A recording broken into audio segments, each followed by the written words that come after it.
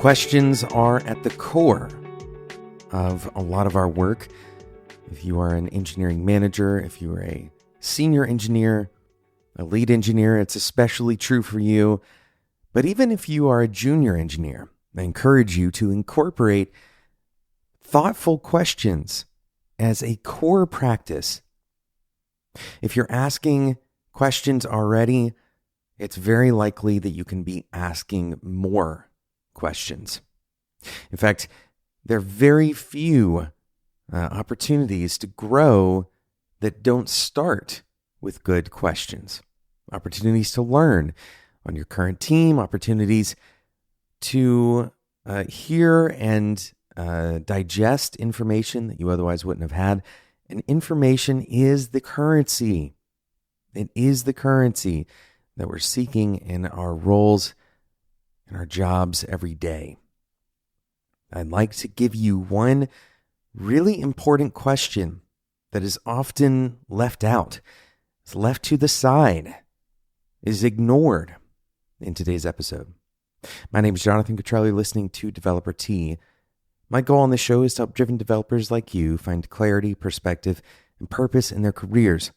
Amazingly, when other people start to find these things, so do you. When your teammates begin to have clarity, well, you also will begin to have clarity. When they begin to seek their purpose and actually work towards, accomplishing things that align with their purpose, that is a signal. It very often is this kind of contagious thing. Perspective. When your other teammates are providing perspectives, you are getting perspective. So all of these things tend to be something that we do together. Our work as engineers is social.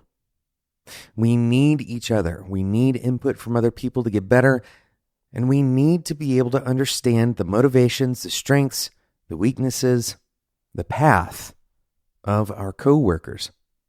Again, this becomes even more true if your responsibility is to grow and nurture the team. And I'll give you a little hint. Junior engineers, the more you think about the team and the health of the team, the more you'll grow in your career.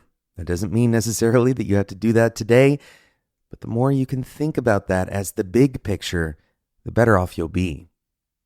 And so the simple question that is often left out of conversations in our career is, what do you want? What do you want? Now, notice that it's not just this question alone. It's not just asking somebody, what do you want? Instead, think about this as a category of questions. What do you prefer to happen? What do you believe should happen in the best case scenario?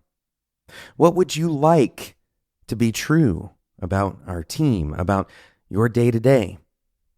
Is there any tool that you wish you had that you don't? These are all questions that come back to, what do you want? Now, what do you want can be framed in the short term. What would you like to be true this week, for example? Or it can be framed in the long term. What do you want out of your career or out of the role that you currently have? What do you want for the next performance review? What do you want the result of that to be? So this question, this category of question is very flexible. It's broad, but here's why it's so important and why it's often left out. It's often left out, let's start there, because we believe, for some reason, intuitively, that what we want is not necessarily an important business discussion.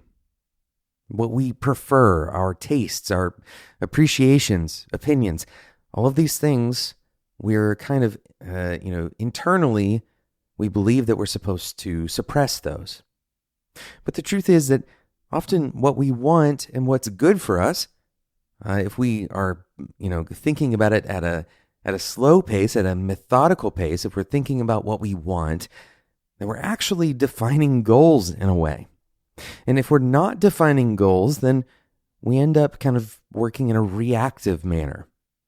We're not motivated. Interestingly, what we want and motivation are deeply connected to each other. And motivation is a critical factor in finding something that actually satisfies you, that actually gives you that purpose that we were talking about.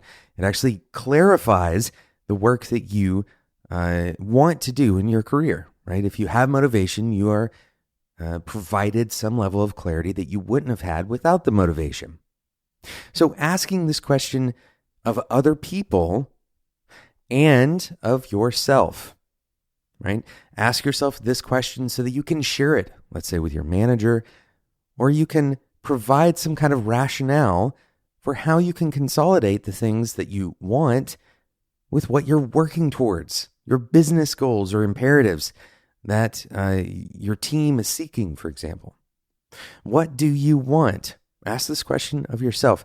Maybe make this a journaling exercise that you revisit on a regular basis. What do I want out of this day? What do I want out of this week? Now, something to keep in mind, this is not a selfish prospect. What do you want doesn't have to be a selfish question, because it may be that what you want isn't just good for you. We don't need to think about our wants as taking away from other people.